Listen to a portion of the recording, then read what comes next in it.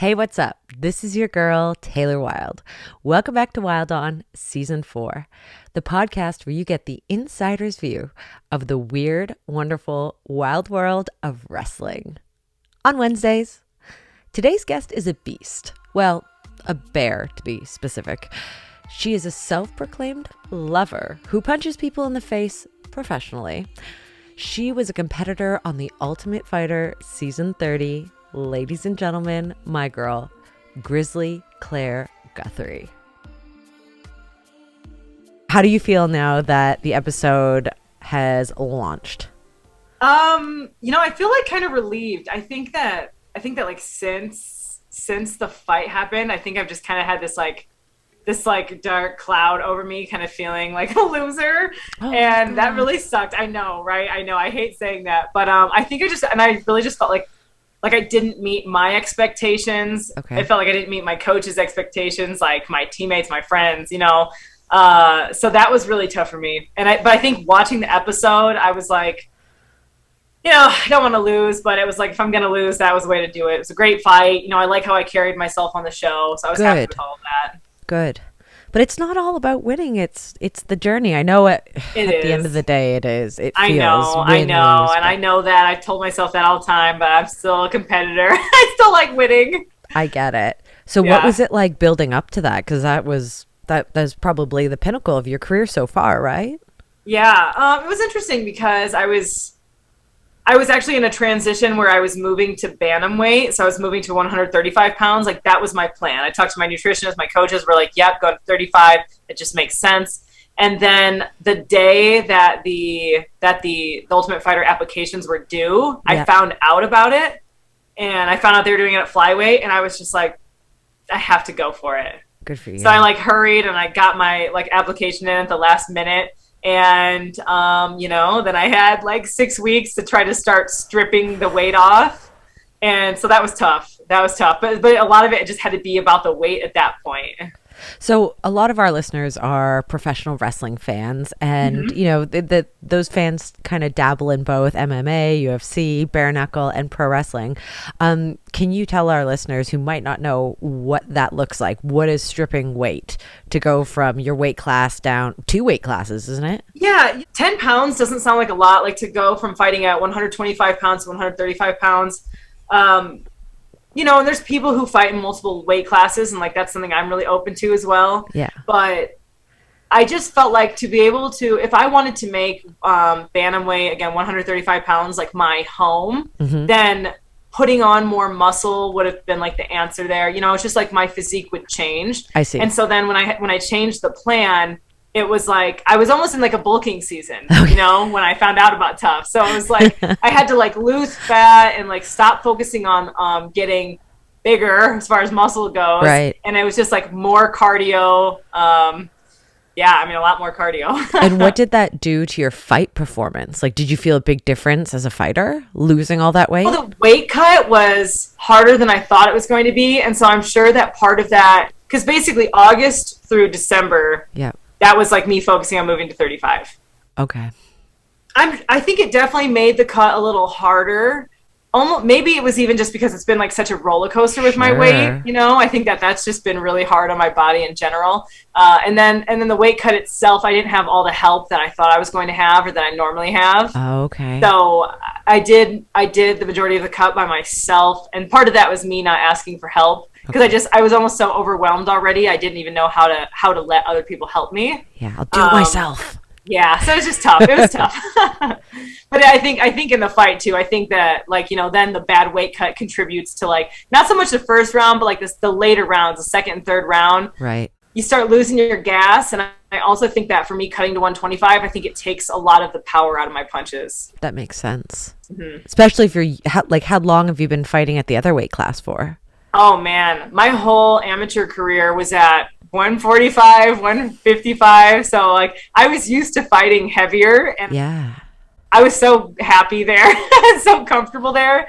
I think something happens, when you go pro, you start thinking, oh, I need to fight at the smallest, the lowest weight class possible to have the most advantages. And I think we're learning now that that's not how it works. like you need to figure out where you perform the best. And so that's what I'm working on now. Good for you. It's a journey. Yeah. Yep. Now, Ultimate Fighter is a lot like professional wrestling's Tough Enough. So that makes sense. Yeah. So what is the talent pool in application? So if you put an application in, what are the chances that you're going to hear something? Like, are there thousands of people? Like, this is a huge accomplishment, isn't it? I still feel like, it's still a specific weight class. So I feel like for like for flyweight, it's like you're going to get people who fight at 125, and then you might get people who fight at 115 moving up for the show.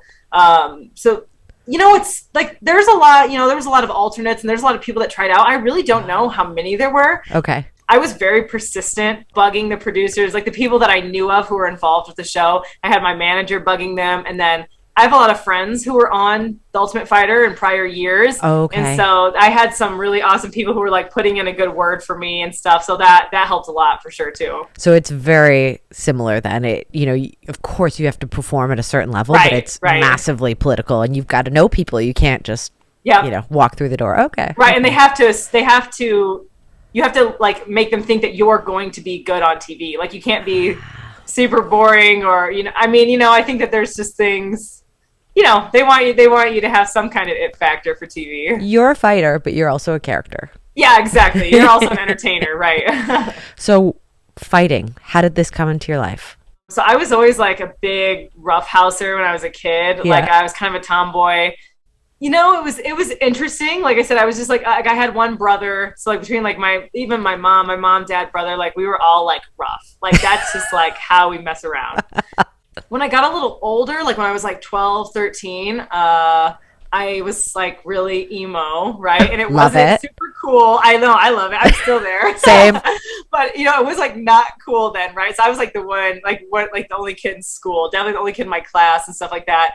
And, that led to kids. My mom said, I can't be friends with you. I don't want to be friends with you. Like, and I got all the go kill yourself, all those kinds of really fun things. No. 12's already hard enough. Oh, I'm so sorry. And then you start getting those things on top of it. And so I think it just made me like really like protective of myself. Like I like had these walls that started going up, and then that you're also like just a victim for bullying. Like you look super different, and like so people started picking on me a ton, and I just got to the point where I was just so sick of it that it was just like violence like became the answer for me. So like I remember like kids trying to take food off my like lunch tray, like take my milk and stuff, and I just got violent with people.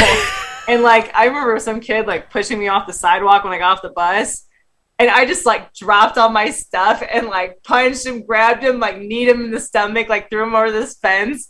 And it just like that's how people stopped messing with me. So it was innate. This was who you were. Yeah. The people drove and so it's really this. Funny too, because like my Instagram thing is like Claire Fights, and like that has like so much meaning for me. Because I'm like that's like the reputation I wanted. It was like I wanted to be like, don't mess with Claire because she will fight you. And was there a big change too when you started like physically standing up for yourself? Yeah. Oh, definitely. When I was still like a really nice kid, and so that's what was funny is like, I think just those, bullies still like those weren't the majority of the kids. So I think those people, they just stopped messing with me. Sure. And so it gave me more of a chance to focus on like my good relationships with other, with other kids. Yeah. So that, that was good. Do you remember the first time you punched somebody in the face? Man. And how old were you?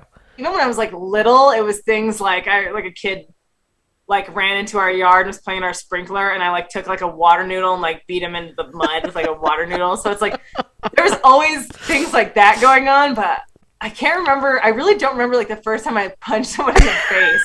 I was a big smacker too. I didn't punch as much as I like open-handedly smacked people. Which is so much more insulting. Oh, it is. And I have like giant hands. Like it's a great tactic for me. Is that where the grizzly comes from? It helps. Your bare hands? It contributes to that, right? Yeah. Well, I ask because so it's not grizzly, but grizzled in professional wrestling is a term we refer to somebody who's like burnt out, the career is over. Oh my gosh. So I was going to say, I didn't know that. I don't think that's where grizzly comes from, but where did the nickname come from? growing up, I was like, so my school, we were the St. Joe Bears. Okay. So like I already had that, right? And then where it really started, well, Claire Bear, you know, I've been called Claire Bear my whole life. I have a best friend named Claire Bear. Oh, I love it. Yeah, so it's like, and I always liked that. Like I always liked that nickname a lot. And so like I felt like, and then so one of my amateur fights, it was just like a mauling, right? Like it was like a quick fight, and one of my coaches goes, "Oh my gosh, you just mauled her like a bear," and I was just like, "Okay, yeah, bear. It's got to be something like this." And it ended up being one of my coworkers. It was like, you know, there's like Grizzly Bear Claire, and it was all this stuff, and then she's like Grizzly Claire Guthrie. I'm like, that's it, that's it, perfect. I love it. That was my fight style too. It was just like this really like aggressive, like a lot of pressure. Like they actually referred to like during one of my fights, they referenced the scene from The Revenant when Leonardo DiCaprio is being attacked by the bear. I'm like, that's how I want my opponents to feel. Don't fucking piss you off. That's right. As there's a sweet little teddy bear sitting in the background. Right. Yeah, right. There we go. So that's the thing. I'm like both sides of it. I feel like. No, I like it. It's Claire Bear and the mauling of a bear in a crazy fight. So it's a perfect dichotomy. Yeah, exactly. I love it. Do you have a favorite fight movie? What is it? Warrior? The one about the two brothers that have to fight each other in the end in a cage fight? I'm not familiar with it. It's emotional. Yeah? Brutal. But I think it's called Warrior. Okay. That sounds really heavy. So it wasn't I love that. I love the heavy emotional stuff. Not like Bloodsport or... No, right. So being a kindred emo soul, what was your first like heavy concert? Like our first concerts are always like Sharon Lois and Bram or Spice Girls. Yeah, my first concert ever was actually My Chemical Romance. So it was like you went big. I went like right in. Yeah, but then, you know, since then, I mean, I've been to Warped Tour a lot. I've been to Mayhem Fest. So I've seen Slipknot.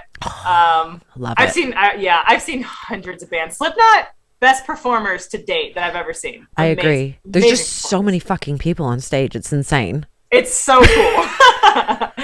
And Corey Taylor has such a amazing side career. That whole Stone Sour thing with his, he's got like such a beautiful voice. His voice is, oh my gosh, I know, he's amazing. Have you ever met him? I have not. I have not.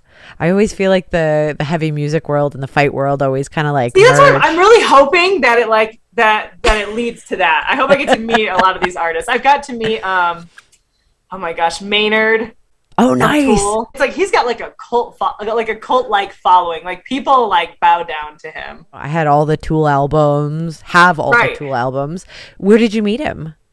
He actually is an Easton member. So he trains at Easton Training Center when he's in town. Yeah, so it was like really casual, and I was like, "Oh my goodness!" Like it was so wild. And we got like I took a picture with him with a couple of teammates. He's like, "Can you pretend to punch me in the face?" We're like, "Absolutely." So cool, super cool picture. Oh, please send that so we can use it for the advertisements. Sure. Yeah, right. You probably get a lot of the same questions as a female fighter. Is there any questions that like really grind on you that you're like, oh, why do they always have to ask that? Like for me, it's people ask, well, how much money did you make? Or is wrestling lucrative? And I think it's not really appropriate, is that? You know, I feel like I actually don't get a ton of that. I mean, I get the like, does it hurt? And I'm like, ugh. Of course it hurts. It's such a weird question to ask. Like we're not regular humans anymore at this point. Like the things that we can take, like the impact we can take that doesn't faze us is like so different than a regular person. You know, I think the one I get tired of is like the guys who are like, do you think I could take you in a wrestling match? And we're like, oh my gosh. Like, yeah, that's the first time I've heard that. I know that one. I always get like at like the Comic-Cons, can you put me in a headlock? Oh my gosh. I have to appreciate it though, because like I'm glad they're excited about it, and I love that they love strong women. Yes, yes. But I'm like, no, I'm not going to bring your head and put it on my breast. That's not going to happen. Right. You know what they're asking for. Professional wrestling, there's a lot of misconceptions. Is there any misconceptions that you want to debunk about your fighting world? I mean, one of them is probably that we make a lot of money. Like I think people do assume that, and that's like not the case, you know? Like most fighters have some other gig. And it's wild when you see fighters who've like been in the UFC for a long time that still have a side job. I'm like, oh man, it's so unfair. Because those when you guys train for fight camps, you're like, that's like weeks on end, right? Like, how the hell do you work? So we have to like heavily rely on sponsors. Okay. Mm-hmm. So you're hustling always. Yeah. And, you know, I've worked in accounting full time since I was 19. And I actually just because of Tough, like Tough was a wake up call for me that like I thought I was all in. And it made me realize how much time goes to my job, like my, you know, my accounting job. Yeah. And so I actually put in my notice and I'll be done with accounting this month too, and just focused on fighting full time. So I'm really excited for that. Congratulations. Thank you. I'm really excited. Was that like, what went into that? Was that like a terrifying decision? Was it organic? Was it like, fuck it, now or never? It was like all of it. It's like I've always liked the comfort of like having a stable paycheck. Yeah. But I also think that that's something that holds me back. And so I think it's like, this is really going to give me an opportunity to like really bet on myself. Sure. Which, you know, it's something I've never gone all in on my dream. So it's time to do that. Good for you. Yeah. Thank you. That's a huge jump, but I feel like that's that whole mindset thing of abundance. If you hold on to something that you don't love, you got to let it go and take that leap of faith. Things start to crumble. Like when you hold on to things you're not supposed to hold on to. Yeah. Yeah. Like life inches you away from them. Like it's whether you listen to it or not. Yeah. The universe puts you exactly where you're supposed to go. It's just like you said, are you hearing it? Right. That's why I think Tough was a really, you know, The Ultimate Fighter's Tough, right? That's why I think Tough was such a great experience for me, just as far as that goes. Because again, it was like, you know, 6 weeks without a job and bills. Like it was like fighting full time. And I was like, how do I make my life look like this? Like, this is what I want every day to be like. Sure. So it was like a rejuvenating experience as much as it was a heartbreak. It's like something I didn't know existed, you know? Like I just didn't even know life could be like that. Yeah, no, I get it. And how do your parents feel about their little baby girl being a professional fighter? You know, they love it. They really love it. Like if I called them up and said I was quitting, they would be heartbroken. Really? It's funny because I remember like when I first started training, they were like, "Oh yeah, this makes sense, right?" Like I said, just always aggressive.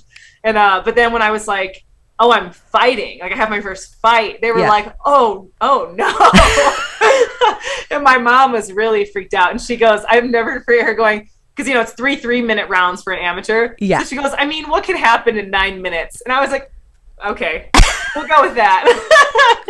So I just thought that was so funny. But she, like, we just talked about it too. Like, she can just watch my fights, like, pretty easily now. Okay. Like, she's not watching through the fingers like she used to. But, you know, I'm like 17 fights in at this point. That's crazy. So before fighting and being an accountant, what was your childhood dream? What did you think you were going to do? It was weird. Like even when I was like in like second grade, I was like, I'm gonna work in an office. Really? Like, I think it's because my dad did, and I thought it was really cool, and I liked going to work with him. But I know it was very interesting. Like I did not think I was going to, even though I played a ton of sports, like I did not think I was going to be an athlete. And I thought like you were like born like to be a star, or you weren't. Like, and I was like, well, it's definitely not me. It's definitely these people. So like, I really didn't believe in myself until I was like in my early 20s. And like, I'm 26 right now. So this is still pretty new for me. Sure. Well, you really flipped it around.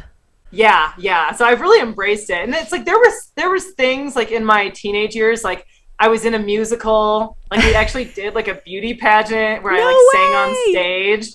Yeah. And like, and I did like a bodybuilding competition where I had to do like a whole performance to a song. So like it's funny because I look back at it and I'm like, okay, well, I've always enjoyed being an entertainer. Yeah. I just didn't know I was really going to get these kind of opportunities. What did you sing at the pageant I sang portion? Get Right Back by Nightingale. I can't remember her first name. Could you bust it out if you were put under pressure? Busted it out. It was so good. It was so good. Stuff like that never freaks me out. So it's funny because I feel like when I hear that people in fights, they kind of, you know, like some people can't like perform to their best abilities under the lights. And that is not my problem. Like I've never had that issue. Like I love being in the cage. Like it does not make me anxious at all. You have all of the building blocks of a superstar. And it's so crazy to me that you were like, you know what? I'm just going to work in an office. Yeah. That sounds great. it makes me sad that I lived like that for so long. I mean, up until like this point, it makes me sad that I've like lived like that. If people only knew. Well, what do your colleagues think of what's been going on? Like, have you lived a double life?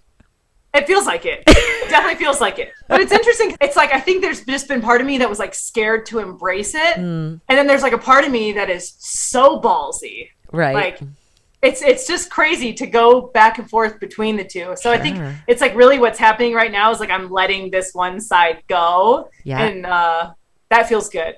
Like, I feel like I'm shedding weight. I was going to say, you're like becoming your most authentic version of yourself. Yeah. And I've noticed a lot of fighters have a really deep spiritual practice, be it religion or, I see you doing the ice baths, journal. Yeah. Do you meditate? Like, what are some of your spiritual practices? Because I know about the physical. This is something I feel like I'm still very new to this point too. Because I wasn't spiritual at all, wasn't religious growing up or anything like that. Like, we didn't go to church or anything. I was like following this checklist in life. Like, I was like, go to college, and I got engaged, and I got married, and I was like doing these things. And like right when I got married, I was like, oh, this doesn't feel good. Like, I've been like checking off these boxes, and like I'm not fulfilled. And like I realized like I wasn't doing the things that actually like felt good for me. Sure. So that resulted in like me like heavily pursuing. I started going to church. I started doing these like women's circles. Oh, wow. Which was very cool, because the women's circle that I started with, it was kind of like, let me give you a taste of spirituality. And it was a lot of meditation, even to things like past life regressions. So I like dove in, and I was like, this is what I was missing. Yes. We're so kindred with that. That's really cool. Yeah. So it's like, it still feels pretty new, and I still think that like the spiritual part is a little bit of what I've been missing in my fight career. Yeah. Like, I have the athleticism and the aggression and all these, and the techniques, but I think that there's like this like visualization part that I still really need to like key in on. What is your favorite spiritual practice then? Because I know the ice baths are part of recovery, but a lot of non-athletes do them. Yeah. It's funny because it actually like it is meditation. Like, that is my favorite. everything's always very loud in my head. Like, I'm a busybody. Yeah. And so like, that's one of the things too, that like, again, quitting my job, those are the things that I know I need to focus on. But yeah, meditation has been like, when I take the time to do it, it's so like amazingly refreshing for me. Yeah. I mean, like the the spiritual circle, right, that I used to go to, it was like 4 hours. And sometimes we were in meditation for like 2 hours. And I didn't realize it. Oh, wow. Yeah. So that was like group led. So you had like group of women, and then you had someone in the middle kind of guiding you through this journey. Yeah. Do you want to share some of your past life regression stuff that you came up with? Yes. It was very interesting. And they were kind of a wake-up call for me, because when I had them, like both experiences, it was actually like in a male body, right? And so I've had some people tell me that this is like goosebumps, one of my first physical lives, like in a female body, and it makes sense to me. Like, I get that. Interesting. Yeah. That's been it. And I haven't talked to many people. I haven't talked to anyone who's had that experience. So I hope I meet someone one day that's on the same page. But it was always these like, they were always really depressing past life regressions. And it was like unfilled dreams and like unmet potential. And it was like broken families. Like, it was really wild. So I was like, I think this is like the lesson I'm supposed to be learning. Like, my like soul's been caught in this bad circle. Yeah. And like, we haven't been figuring it out. So like, this is the life to figure this out. So the generational trauma cycle stops with you then. You're the one that's going to do the work. Yes. Solidarity, sister. That's it's crazy. This whole like past life regression thing is not new, but it's becoming like you and I can talk about it on a podcast, and we know what we're talking about. It's it's amazing. So has that kind of been like a quiet motivator for you? It has. It definitely has. And the other thing that was weird about it too is like one of them aligned with like this reoccurring nightmare I had as a kid, and it was like in the same setting. No. And the other thing that was weird about that too is like in that reoccurring nightmare, there was always a grizzly bear in it. And so the whole thing has just been... That's mental. That's crazy. Yeah. That and sounds... it's been crazy. Everything has just clicked. And even though it's still hard for me to find the words to like connect the dots, but like in my head, I'm like, okay, yeah, this all feels right. This all makes sense. Wow. Yeah. And it was funny. And then the other thing I did one time too was, I went to, so I was married for 6 months and I got divorced. Yes, girl. Yes. Yeah, I know. It was great. Huge power move. That also changed my life. Like, that's when I realized I don't care what anyone thinks. And like, I'm not scared to fail anymore. And like, that was actually like a huge, huge moment for me. That's ballsy. Yeah. One of my friends was like, we're having this psychic party. I'm going to pay for you. You're coming over. I was like, great. And so I'd never done anything like that before. And it was literally like this group setting where we had, I think there was like 6 of us and then this woman, and she would just go to people, like whoever she wanted to go to at the time. Right. Yeah. And so she talked to each person for like 20, 30 minutes, so she gets to me and she tells me that I was a champion in a past life in a man's body. Wow. So again, this comes up frequently. Wow. Yeah. And then she tells me that like my soulmate is in my current gym. And it was funny because I had just started talking to like one of the guys that was like one of my teammates. And she tells me like he has a son. And like she tells me all these things about him. And then she quotes him. Like she quotes like something that he would say to me. And I was like, it was just like, like it was mind blowing. I love it. So, we'd been talking for a couple weeks. So I was like, oh, well, we're soulmates. The psychic told me.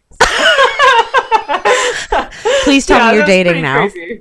Oh yeah. So now we've been together for almost 3 years. Holy shit. Yeah. Wow. And it's funny because sometimes we'll talk about it. We're like when we've had big arguments, we're like, has that kept us together a little bit because they told us that? Like, I don't know. But I will, because of that, I'll say we put in the extra work to make this work, I think. I love that story. Yeah, that's I had funny. So many goosebumps. Woo! Yeah, it's been wild. So what is your pre-fight ritual? Because speaking about spirituality and rituals and things like that, what do you do? Music? Do you quiet out? Do you get hyped up? What's your go-to? As far as like warm up goes, like I have like a specific warm up I do for like the physical, which also helps the mental, because it's like it's a warm up that like I think my body knows like, okay, like it's wartime. Right. Okay. But it's funny because then like, so I say that, but then like the ritual really is like being very outgoing and just like, I'm just happy before I fight. So it's like, it's not like, let me put my headphones on and hide from everybody. It's like, I need to like feel connections with like my corners. Right. And like, I just need to feel that we're all on the same page. And I feel like that energy, I still feel connected to them when I'm in the cage. Okay. So that's what was hard again on the Ultimate Fighter too, because it was new coaches and I've had the same coach in my corner for a long time and like, we're really connected. Okay. And he even told me today, he goes, I hate to say this. He's like, but you would have won that fight if your corners were there. Like if he was there. And I'm like, wow. I know. Like we're a team, That's that like soul connection. Like, of course he's a good coach, but there's so much more to that. Yeah. Yeah. And that's the thing for me. Like connection is just like, I live for good connections. Me too. What's your sign? A Virgo. Ah, yes. Of course you're a Virgo. I've had to fight all of the challenges of being a Virgo for sure. I like to think that I'm like an enlightened Virgo now.